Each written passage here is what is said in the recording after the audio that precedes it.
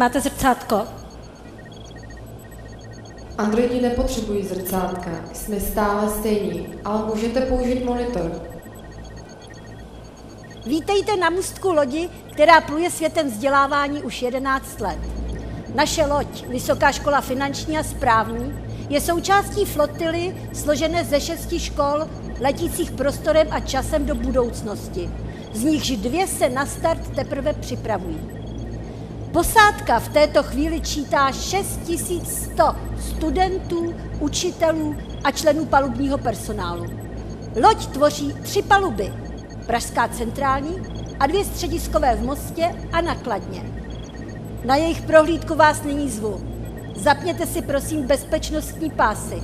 Právě proletáme hyperprostorem a v dilatovaném čase a prostoru, kterým se pohybujeme, může docházet ke gravitačním poruchám. Paní rektorko, právě dorazila loď s klingonskými novináři. Můžeme je přijmout na palubu? Jistě.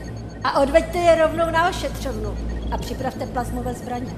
Jak si přejete?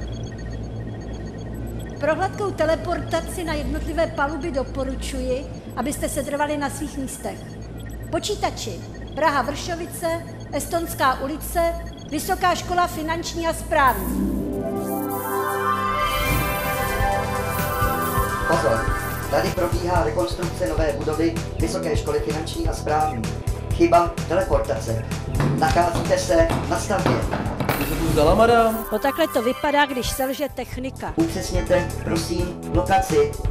Chceme někam, kde se právě učí. Ježišmarja, co to tu děje? Ale teďka přišel pan Mekole. Předmět, základy finanční a investiční matematiky. Vyučuje doktor Petr Budinský, kandidát věd. 2x. Kolik je derivace x na třetí? 3x na druhou. Kolik je derivace x na desátou?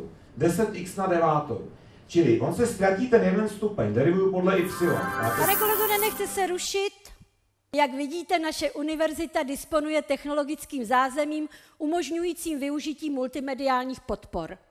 Učitel tak u nás může kdekoliv a kdykoliv využít televizní záznam nebo jiné produkty, které vyrábíme ve vlastním multimediálním centru. Ježiš, kde to zase jsem? Uklidněte se, prosím, hned vás vrátíme na stavbu. Počítači. Nechci na stavbu! Takže s kamerou v učebně a přímým přenosem pomocí mobilní režie bychom mohli v přímém přenosu z učebny posílat obraz i zvuk v reálném čase. Počítači, najdi studenta Nováka a přesuň nás za ním, ať je kdekoliv. Rozumím. Praha, Vršovice, tramvaj číslo 22. Derivací se totiž ztratí jeden stupeň. Kolik je derivace x na druhou? 2x. Kolik je derivace x na třetí? 3x na druhou. Kolik je derivace x na desátou? Obdobně jako v pražské tramvaji byste mohli sledovat přednášky z naší školy třeba na pláži u moře, doma ve vaně nebo třeba na lavičce v parku.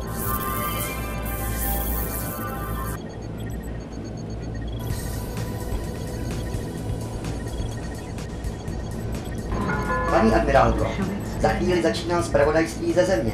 Tak to zapněte.